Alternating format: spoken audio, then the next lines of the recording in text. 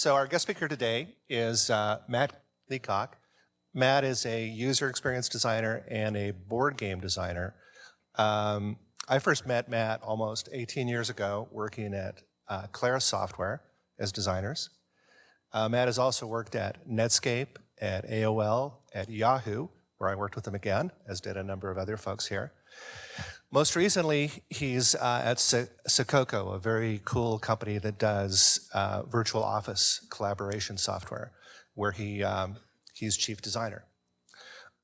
Matt's board game design started at a very young age, and but his career as a board game designer really took off in 2008 with the publication of his award-winning board game Pandemic, which is very cool. There's also an iPad version, which my daughter loves. Matt currently splits his time between board game design and user interface design, in addition to raising two adorable daughters and doing house remodels. And I'm very pleased, and please let's give him a warm UED welcome to Matt Leacock.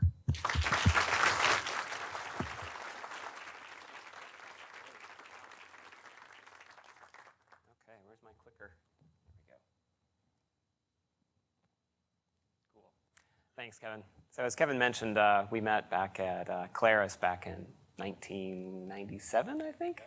And that's pretty much when I consider my career in user experience design to have kicked off.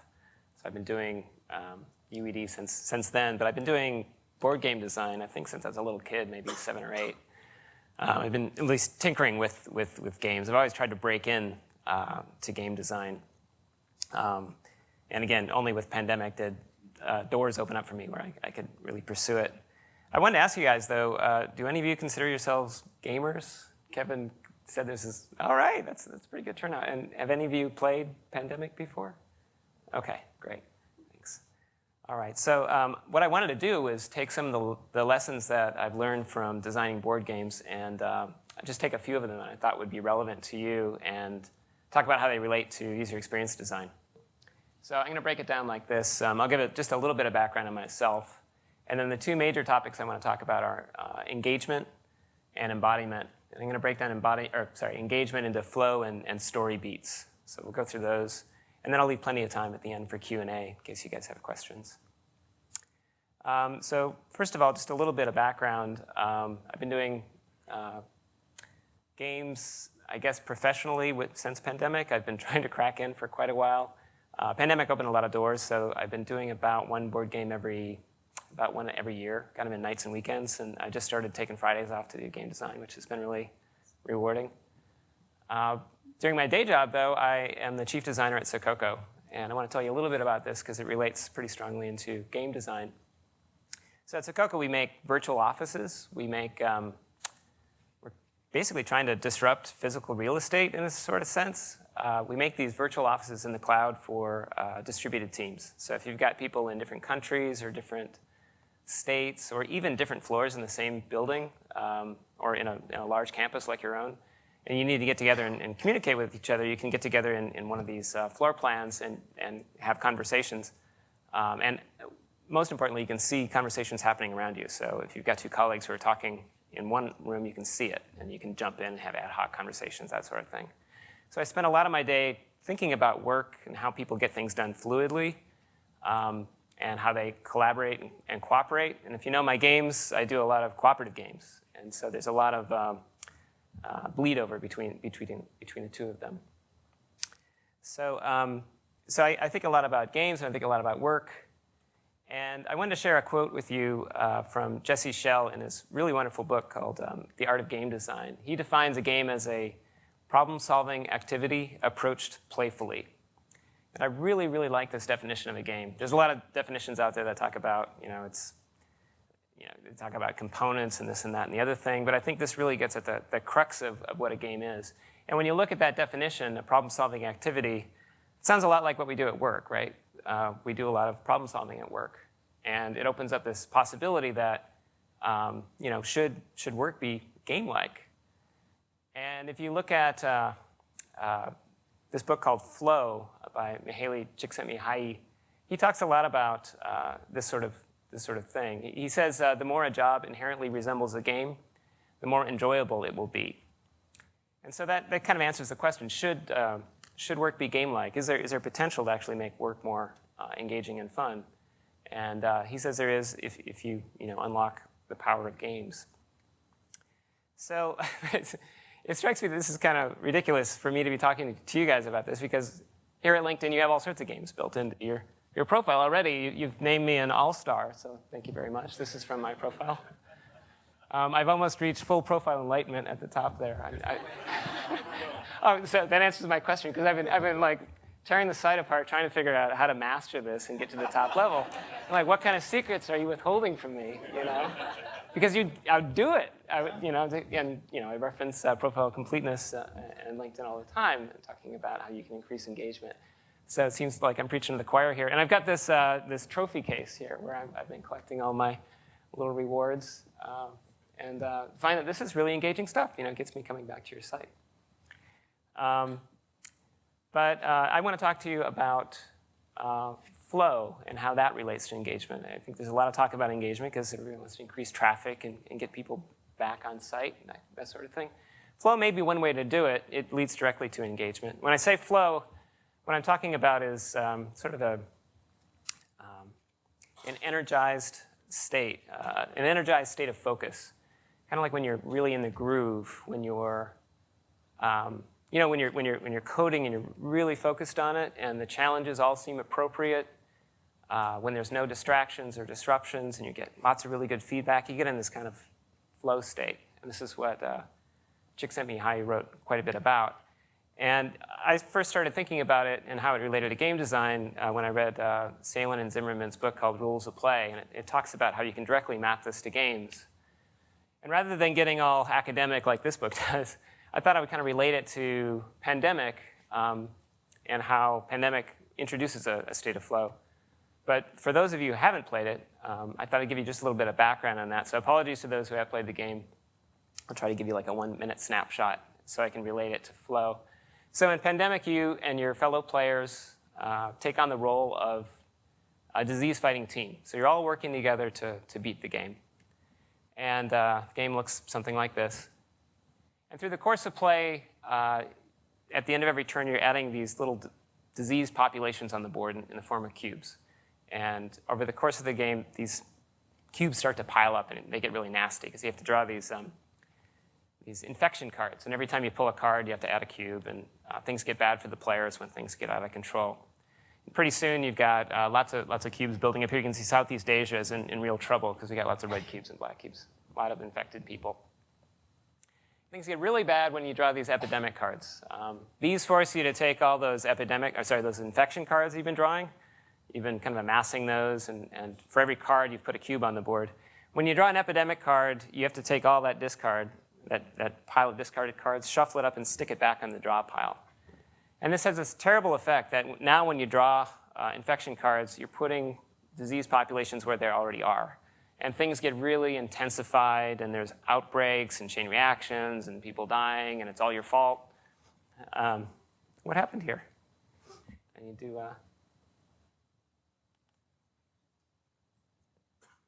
I guess we're back in business. So yeah, that's really bad, right? You don't want to draw these things. And apologies, I think this is in French. I don't know why. And here's the game when things are really starting to get out of control. You can see Africa's got lots of yellow cubes in it, and there's going to be a major disaster there anytime. So you might ask, what does this have to do with flow? Well, if you map out a chart here where you take the game's challenge here from high to low on the left, and the player's skill over time from low to high. Basically, if you want to get a player in a good state of flow, you want to keep them in this channel here. And they're going to start out here with low skill. Right? They've got low player skill. So the game's challenge has to match that. It shouldn't be too overwhelming, because if it's too overwhelming, you get a lot of anxiety. So as a game designer, you're really trying to keep people in that channel. You don't want to present a challenge that's too high. Or conversely, you don't want to present a challenge that's too low, because that leads to boredom. So you're always looking for opportunities to keep them in that channel. Now, when you start a game of Pandemic on the intro level, you start out in the bottom left, and very soon you begin to get control over the board state. And so I have to introduce these epidemic cards that you saw before in order to modulate the difficulty, right? So you start to take cubes off the board and everything's really great, and pretty soon you're going to get really bored and the game's going to be a throwaway. There's nothing to it. And so these really nasty epidemic cards come in and they boost the challenge, and then your anxiety goes up. You hope it doesn't go too far out of that channel. And then you get control over the board again, and so you're kind of bouncing back and forth. Now, there's a problem with the game in that if you do this enough, you're going to get greater and greater mastery, and so your skill is going to start out a little higher on the chart there. And so I have to introduce additional epidemic cards, and I've got a normal version of the game as well as a heroic game. And again, it just kind of ramps difficulty in order to compensate for the increasing skill level of the player. So I want to tell you about a different way to manage flow, though, that's probably a little bit more relevant to user experience design. And that's really about how do you learn a game? Is that we have to learn software design, how software operates. Our users do anyway, right? And we have to communicate how that works. Learning a board game is probably the single biggest obstacle for a game designer or a publisher. Because we're essentially packing up these problem-solving activities. We're packaging up work in a box, right? We're giving you a job, and we're putting it in a box, and then we're asking you to pay for it. And we're going to put a manual in there so you can teach yourself how to do this job. And then we're going to ask you to teach everybody that you know, right? They've taken their weekend off, or they've got this evening away. And we're asking you to basically do work and explain them how to do additional work and put yourself on the line and say, hey, you want to try this game? I don't know how to play it. Why don't we see how it works? This leads to crazy anxiety. If you are trying to learn a game out of the box with people watching you, it's like the worst nightmare scenario I can imagine. I just never want people to be doing this. It's much, much better if someone teaches you how to learn the game. Because if you're learning from the rules, you're trying to decode what the game designer has written, and then you need to kind of form a mental model for what's going on there, and you don't really know quite yet because you don't understand the game. And then you have to encode that in order to teach your fellow players who are patiently listening to you with eyes glazed over. And then you go back to the rules and you read a little bit more and you try to complete your mental model, and it's really, really bad. And this is why new board games often just sit on the shelf. It's better if, here you can see the anxiety is down a little bit, if someone's already taught you how to play the game. There you only have to explain to your fellow players. You can watch them, right? You can get better feedback. You can dole out the rules as they're listening. And you're not trying to encode all the stuff as you're reading and build a model at the same time you're trying to communicate it. So this is better. Things get even better when you're teaching a cooperative game to people that you know, because you're all on the same page. There's no need for you to really deliver a complete picture as to how the game works, because everybody's on the same team. There's none of that, oh, well, you know how the game works, and you didn't teach me how the game works, and that's why you won, because I don't know if you've ever taught a lot of games, but the person who teaches the game often gets blamed at the end if the other people lose. I mean, this happens to me all the time.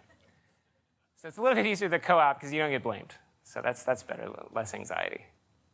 I think that the real, what I see as one of the futures here is with mobile, with iPad and tablets and Android phones and any kind of device.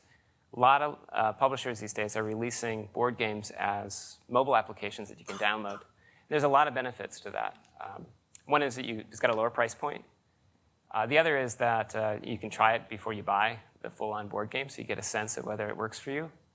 But one of the biggest components of this is that with an in-game tutorial, you can very patiently explain to the player and show them how it works rather than just kind of tell them, and build up that model, and then they can see whether this is something they want.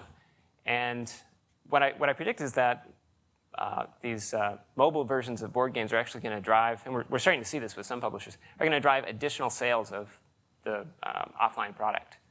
That we're going to actually see increases in board game sales because of the mobile versions, which is kind of counterintuitive. You'd think, oh, I got it for the iPad. Why do I need it as a board game?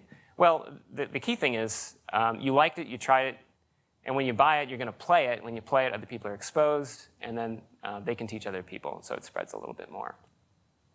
The other thing I see happening over time is that I think publishers are going to start releasing, and designers are going to start designing, games that are much, much simpler to begin with.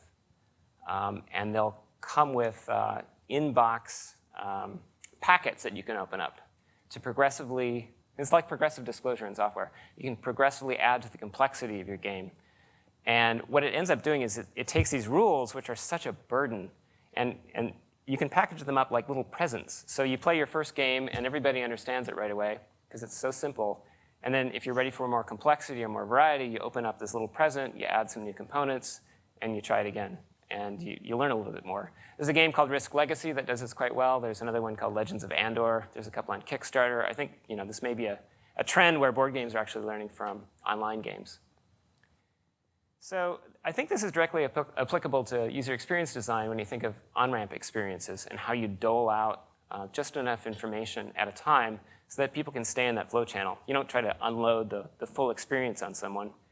And there's more of a time component. You're thinking about how you can communicate the complexity of the system over time. It's not just, we need to tell them everything in the first minute or so, right? You can dole it out over time. Another important consideration, though, I think a lot of companies are thinking about on-ramp quite a bit. But the other piece relates back to that profile completeness pattern that I showed you on LinkedIn. What about mastery? What about that upper level? What about giving people reasons to come back because you found greater and greater ways in order to engage them? Because they have become experts in your system. How can you keep them growing? So that's the first part of engagement I wanted to share. The second one is around story and story beats.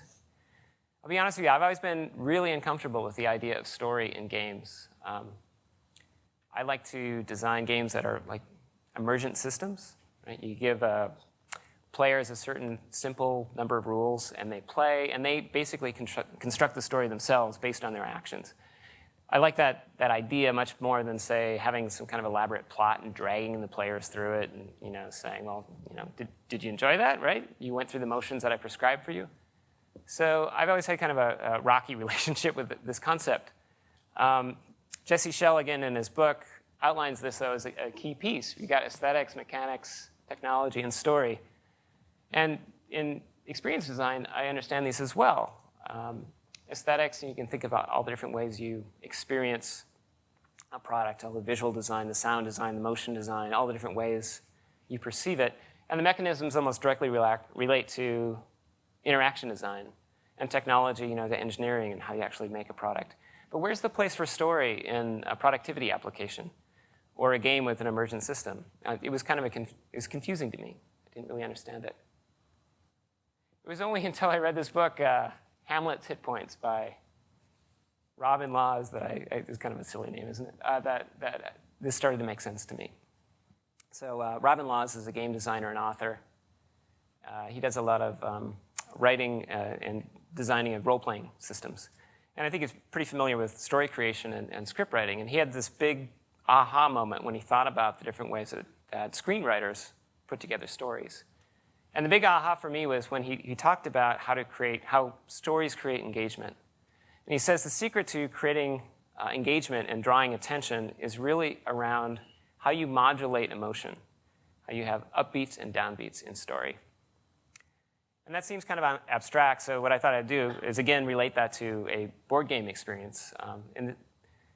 I had the aha here because I'm like, well, I know how to make ups and downs in games. I do that all the time. That resonates with me, and if that's how you create a compelling story, the players are acting on their own accord, but through their actions, they create a story. And the engagement from story and its importance is really around this modulation. That I understood. And I'll tell you sort of how that works in Forbidden Desert. This is the game that came out last summer. So Forbidden Desert is another cooperative game. You're all working together as a team. In this case, you're a team of adventurers, and you're heading out for this excavation site. You're going to unearth this buried city and try to uncover its treasures. The only problem is on your way out there, you get caught up in a sandstorm and you crash. So you crash in the desert, you're all going to die because you don't have any water and there's no way to get out. So that's bad. So you spend your your game wandering around and excavating tiles. And what you're trying to do is find these machine parts to a flying machine that looks something like this. So if you can find all these different parts, you can snap this little toy together. This is fun to build. You can escape the desert and live, which is great. If you don't do that in time, you all die of thirst, and that's no good. Pretty much agreed that dying of thirst is no good. At the end of every turn, you have to draw one of these cards. So it's got a similar structure to Pandemic, but the actual mechanisms of play are actually quite different. You draw these cards, and occasionally you get these sun beats down cards. And when you draw one of these, like a good college drinking game, you have to take a drink. And you mark that on your canteen here. And over time, your canteen's water level will decrease until you hit the little skull and crossbones, and then you're dead, and everybody loses the game. From time to time, though, you'll unearth these other things. There's wells where you can get additional water, and there's little tunnels here, which are nice, cool, safe places to hang out in. They give you kind of like a sigh of relief when you find one of these, because you can rest there for a little bit until you're buried by the sand. So you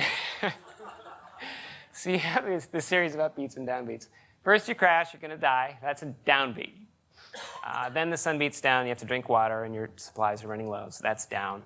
But then you might get some water, and you have an upbeat. But then the sun beats down again. You might find a clue to where those parts are, and so everybody's spirits are lifted. But then the wind picks up, and suddenly the sand begins to pile up faster. And you can see how a story begins to unfold here with these different actions, and emotions begin to go up and down. And again, the sun beats down. And over the course of the game, you have this sort of waveform of modulating emotions, right? And that leads directly to engagement.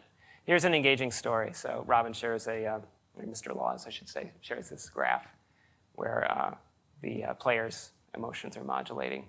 So that's engaging. This is a snooze fest. This is something happened, something happened, something happened, and you just don't care. Now, how does this relate to user experience design and product design? You might ask, okay, so you want me to create downbeats in my system? Right? We're good user experience designers. We want to lead people toward hope. We're the good guys. It's all about goodness, right? And having something like this, where you complete a task and everybody's uplifted. You complete another task, you feel good about that. You accomplish something else, you feel good about that. Shouldn't this be what we're going after? And I don't pretend to say that we're in charge of the end user's full emotional journey, right? They might be trying to book a plane ticket, and when they get part of their task completed, they will feel good. And then their kid who's just come over and thrown up on their lap, there's all sorts of external things that will provide downbeats, right? Why would we want to supply these sort of downbeats on behalf of just trying to create engagement? It seems kind of sinister. It seems kind of evil, right? One of the issues, though, is that this shape is also a snooze fest. So if you really want to create engagement, there may be some way you can help modulate this without being evil. And I really didn't know how to do that until I looked a little bit closer at those up and down beats that he's described. So screenwriters talk about beats. They're like different segments of a story, different pauses within. They give kind of a rhythm to the way the actors talk, right, in the scene. And so there's these different beats that are associated with these up and downs. And Laws describes 9 different beats. These are his icons. And I want to go through them very, very briefly, talk about how they work in, say, movie making, and then how that relates to user experience design, because it helps kind of unlock a way of thinking about how you can use story beats in experience design. So first of all, a procedural beat is anything that moves the protagonist or user toward or away from their goal. So as UE designers, we really want to move people toward their goal, right? So this is generally an upbeat. And you can think of this as like the nuts and bolts of getting your job done. So task completed, I've got a procedural beat, check, great, upbeat, wonderful. A dramatic beat right here, similar kind of thing. You're moving toward or away from your goal, but this time it's an emotional kind of internal goal. I don't typically work on experiences where we're all about the emotions of the user. Maybe you might play with that all the time in like a dating service or something like that. I just don't happen to do that in my day job, but I imagine one could have those sorts of things. A commentary beat, on the other hand, I understand right away. So in commentary beat in screenwriting, maybe when a character breaks the fourth wall. You might think of, if you guys watch Primary Colors, how Kevin Spacey kind of takes a break and talks to the audience, or I think of Ferris Bueller. You have to use commentary beats really, really carefully in screenwriting because they interrupt the story, right? They're a big break in the progress of the story. And it's also true in experience design. So you show up, you want to get your job done, you want to move forward, and then you get like a pop-up tour that's like, hey, I want to tell you all about what's going on here. There's almost a direct relationship between that and breaking the fourth wall, right? You're kind of getting in the way and trying to explain and be helpful. But you got to be really careful with that too, because you're interrupting the flow. These next three, an anticipation beat may be, I always think of like Rambo when he's getting ready. He's tying his red bandana, he's got his gun, and he's going to go, kick butt. And you kind of know what's coming up, and you get excited about that. It's generally a big upbeat. In UE design, that may be where you've got a long process flow, and you've got this big promise at the end, and you want to show what's coming up. So you've got, there's 3 steps ahead of you, and then great rewards. So you might present that to the user so they know what's coming up, and they can anticipate it, and they get excited about it. Gratification is a different kind of upbeat, where here in filmmaking, this may be like an inside joke, like a Wilhelm scream, or something where it's kind of a nod to the audience or the people in the know. In UE design, this may be an Easter egg or kind of a fun error message. They're fun and they're upbeats, but if you use too many of them, they're really gratuitous, so you have to be really careful about those. And a bring down is sort of the opposite. In screenwriting, this may be where you've got the protagonist is just broken up with his girlfriend and his internal emotional state's down. And to reinforce that, he walks outside, and then there's a big downpour, and you see him in the rain, and he's all sad, right? That's a bring down kind of thing. We might present something like in an error page, or you see 404 pages where maybe a crying kitten or something that kind of reinforces the bad thing that's happened to kind of, so we can communicate, we understand that this was a problem, this is a bad thing that happened. And then there's these last 3. So a pipe is, I find this one really fascinating. So in screenwriting, this is something that you need to communicate to your viewer so that they really understand what's going to happen in the story. Otherwise, the story won't make sense. So you need to kind of explain something, but you don't want it to be a distraction, and you don't want to introduce a lot of complexity, and you don't want to give away the ending. And they call them pipes because, like a house, you got to have pipes in order for your house to function, but you don't want to see them, right? You want them tucked inside the walls. You want them to be invisible. So I think this is where a lot of skill comes in user experience, because I think a novice UE designer might use a lot of commentary things like, hey, here's where everything is, right?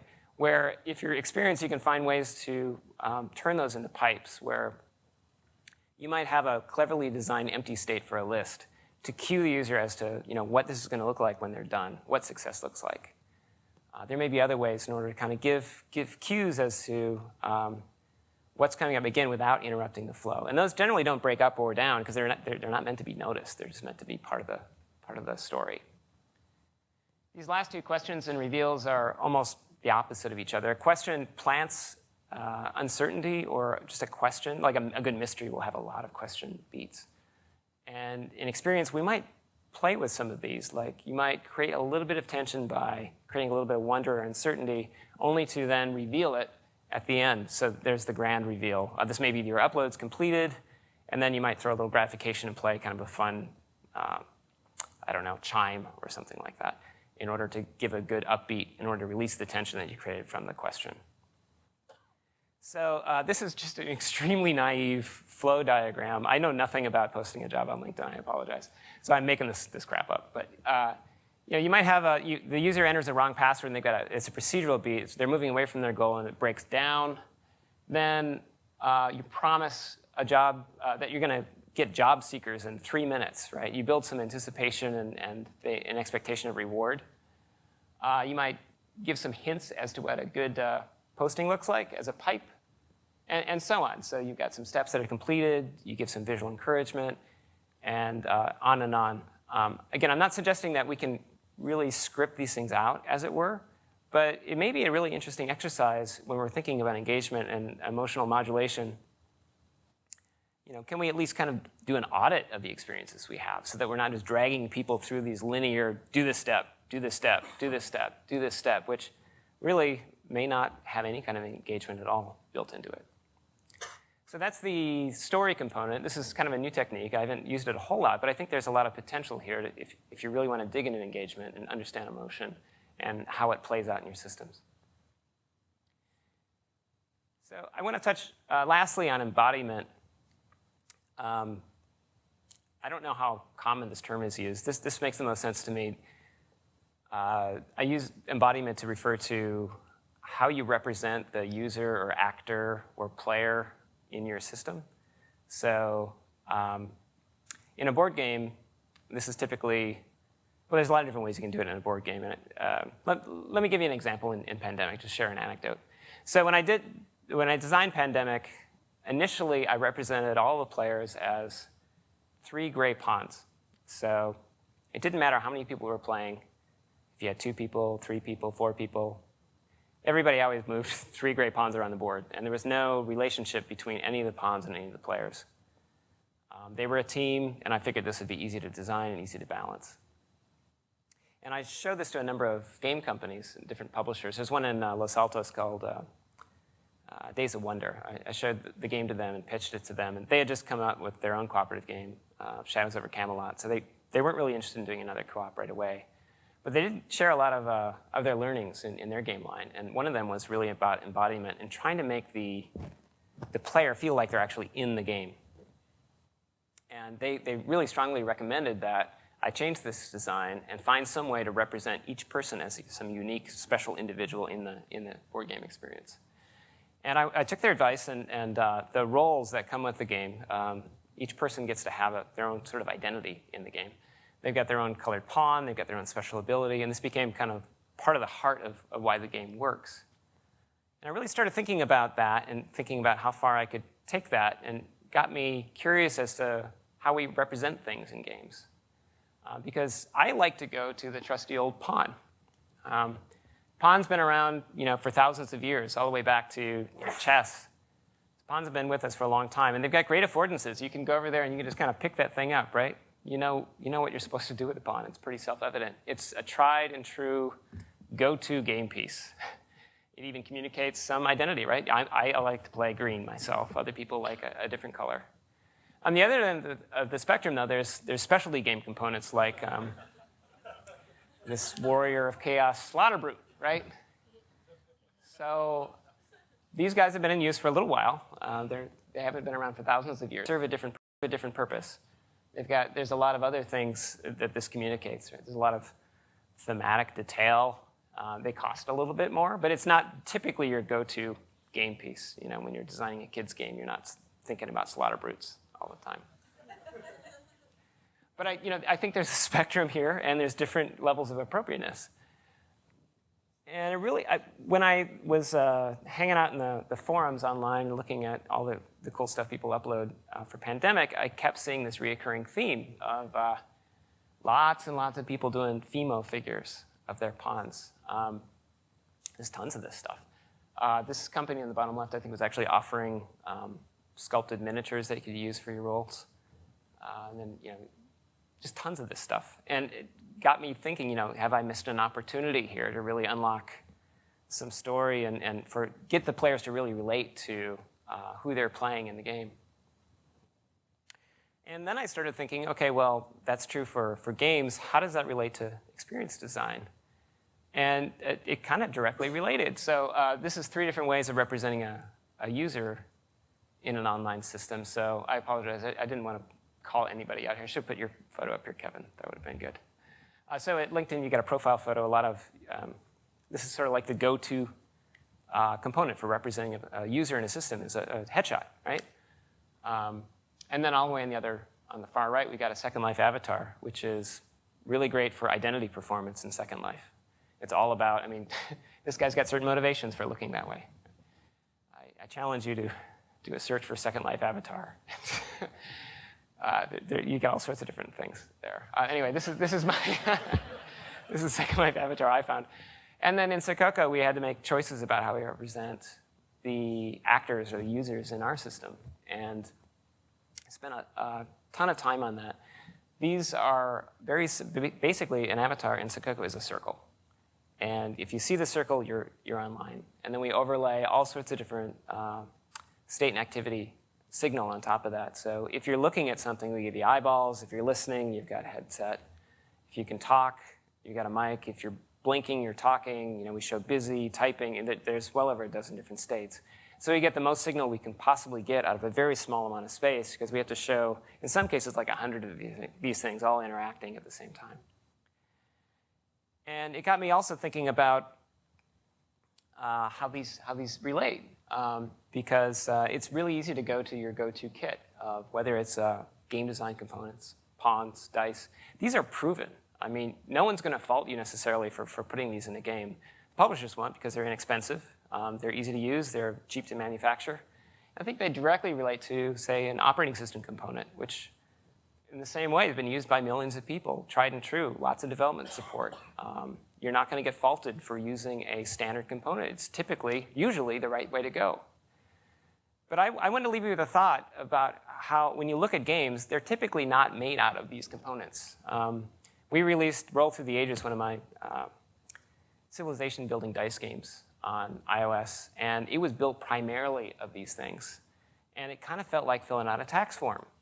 It just wasn't nearly as engaging because initially the dice were even spinners, and I'm like, no, we can't release it like that. The dice have to look like dice. There has to be at least something there.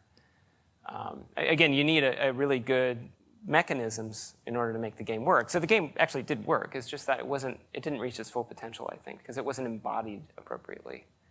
And so what I would encourage you guys to do is when you're looking at your systems and there's some core component that you really want to unlock the most value from, to see if you can draw inspiration from games.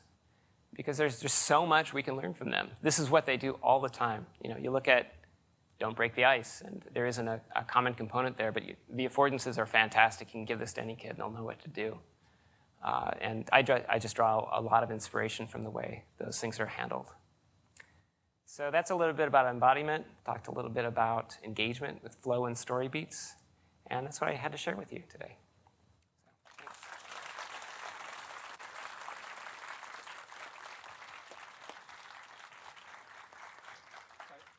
I think we have time for questions. Using the mic stand? I'll start. I have a question from Gina Groom, who couldn't be here, but she's a huge Forbidden Desert fan, and she's very frustrated because she's having a hard time winning. So she asks if you have any hints. Yeah. Well, it's funny. I was ranting about this the other day about people who package up rules and they give player hints at the end because you're playing the game for the other person. So I would encourage her to play on the intro level, the easiest level. Okay. And then think about every action and make it all count. Good. Okay. Any other questions? Hey Matt, thanks for coming in. I was just curious, how do you think? Just curious about age ranges that you design for, and how do you think about targeting different ages and kind of complexity, and what's the appropriate amount of complexity for different age ranges, or even how do you handle a family game where you want maybe kids and adults to be engaged at the same time? Yeah. So earlier in my career, I would just chase my own interests, and I would kind of wander about trying to find a game, and I would iterate aimlessly, et cetera. Now I generally come up and actually write down a creative brief for myself, even if no one else reads it, and try to have a really good idea of what I have in mind, who my target is. I can give you some examples. So Pandemic is sort of a game that bridges between gamer games and is starting to go into the mass market a little bit. It's getting some adoption. Forbidden Island from the beginning was meant to be more of a mass market game that kids could understand. And so a lot of thought went into how can we remove every bit of confusion or bit of friction in the game when we put it together. So with Pandemic, it requires a certain amount of setup time. You have to stack a deck in a certain way in order to get those epidemic cards in just the right structure in order to get those beats of anxiety coming out at the right time. That was just going to be way too difficult for kids to do. So in that game, you just shuffle the deck, and then it may be the most engaging experience ever. It might be a little bit less so because you just shuffled it, and kids can do that without having to separate out the decks. So that's just one example of a sacrifice made. It's not really a sacrifice, it's a trade-off, because there's different forces, right? So with the strategy games, I'm typically okay with introducing a little bit more complexity, where on the, it's actually much more challenging to do the more basic games, because there's much more refinement required. I feel like the first 80% of the game design is coming up with the game, and then the second 80% of the game design is refining it and kind of buffing off all the rough edges so it's more consumable. But to directly answer your question, it's really about knowing who you're trying to target and then designing appropriately, I guess, and testing, a lot of testing. Yeah, how do you know whether your game is successful? I mean, what kind of metrics do you look at? Just simply the number of downloads, how much that's coming off the shelf at the store, and how do you actually A/B test them? Or do you test them? Yeah, I wish it was easy to A/B test print. It's hard. Yeah, so I don't have the benefit of, first and foremost, I'm a board game designer. That's where my heart is. I think a lot of it comes down, the reason I'm really interested in board games primarily, just as an aside, is because the iteration cycles are so tight, I can do everything, and I can show it to somebody and get feedback really, really quickly. But on the downside, there's this big, long lead time. It may take a year or two to get the design complete. But on the plus side, it's much easier to find people who fit my screener when it comes to playtesting. If they're alive, I'll start with it. I'll start with them, and and gradually I'll refine that a bit and try to find people in the target market. But it's a lot of the research R&D has to go up front before the thing's published, because I can't do A/B very effectively. Shall we queue up? That may not. Oh, it's on you're now. on now. Right.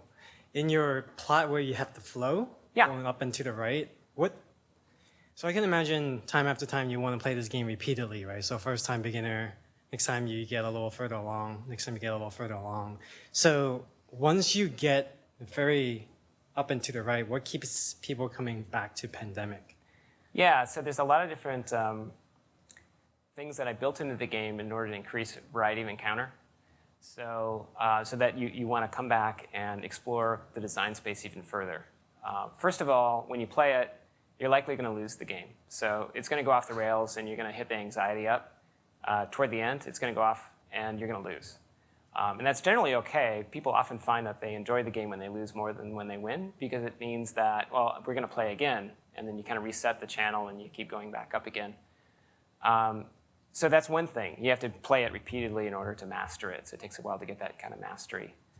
And then at the hardest levels, it's actually hard to win even after you. I win maybe a little bit over 50% of the time on the hardest level. So there's continual challenge is one piece. Another is that there's different roles in the game each time. So there's more roles than there are players. So you're always missing somebody critical on your team. You might be playing without the medic, or you might be playing without the dispatch, or someone that you usually is your go-to person. So you have to learn new ways of playing the game based on the mix of roles, and that adds a lot of variety to it. And lastly, the game setup is different every time. You might have a huge crisis in Africa in one game, or you might have disease more spread out throughout the game. And so they have a different feel depending on how the board state is initially set up. Hi. I had a question around user research and testing in general, because those are kind of key things for UI designers. How do you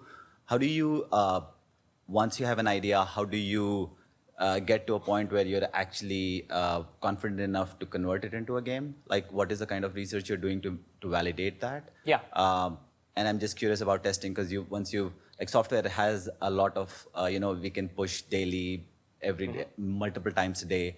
What happens when a game goes out there and you realize some of that is not working? How does that? Which is all the time.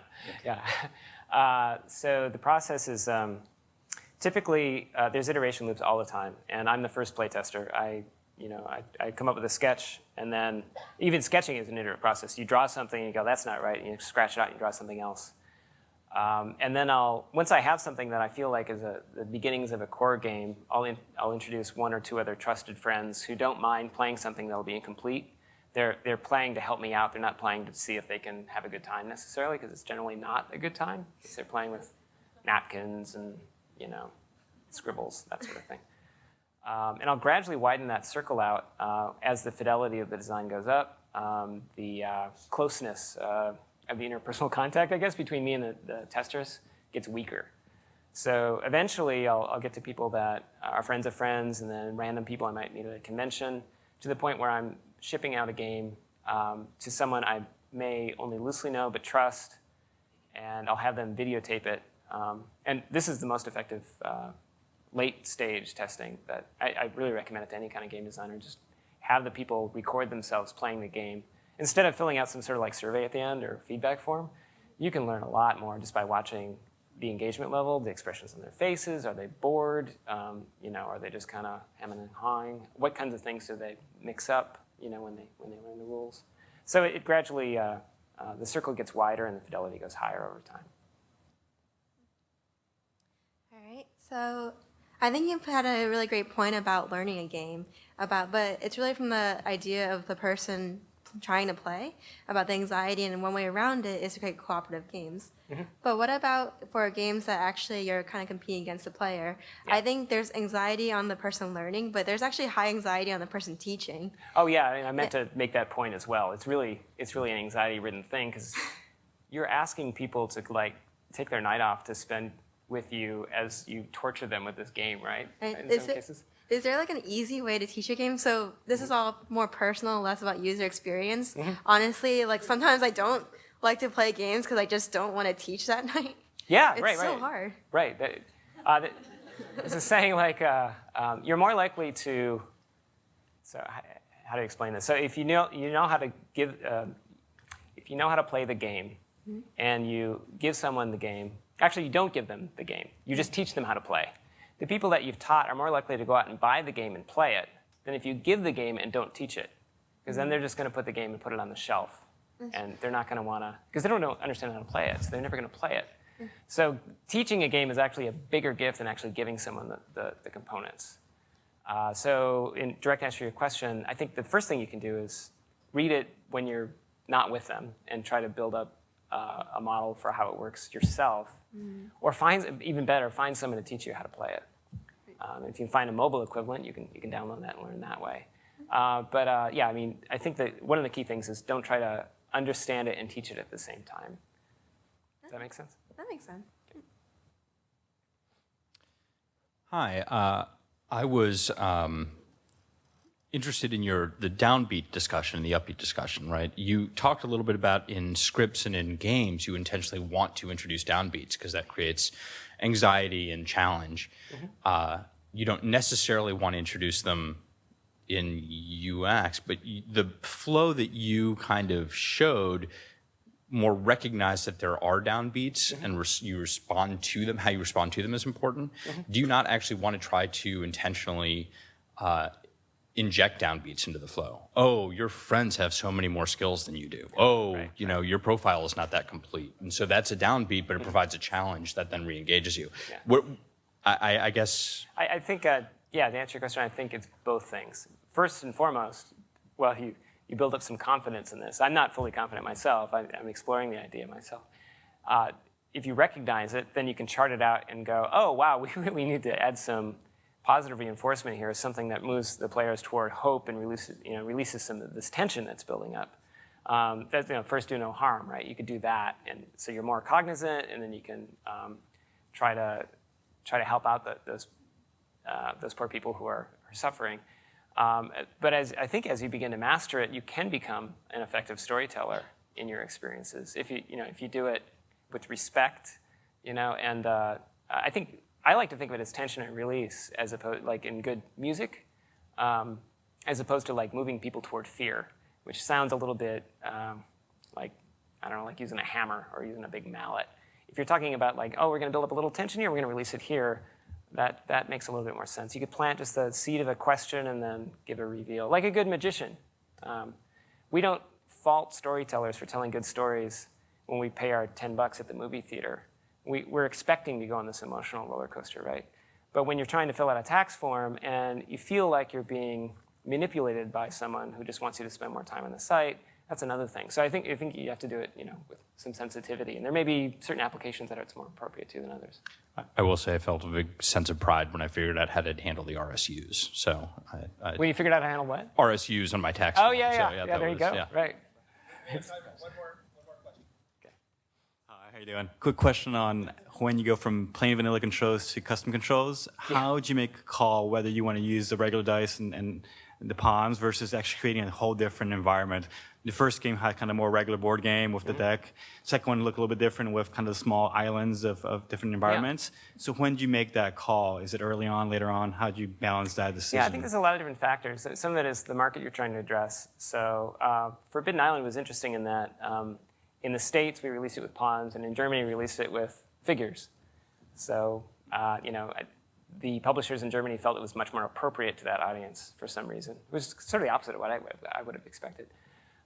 When it comes to UI and custom controls, I think you have to look at the long-term costs of supporting some sort of custom element and see what kind of value are you unlocking from that. With the Sakoko avatars, we were able to communicate tremendous amounts of signal in a very extremely dense space. So it was worth the additional expense over time, which is non-trivial in order to come up with these things. So I think appropriateness is one thing, and the other is it really worth the cost? Is this the right place to innovate? In some cases, it's not. Thank you.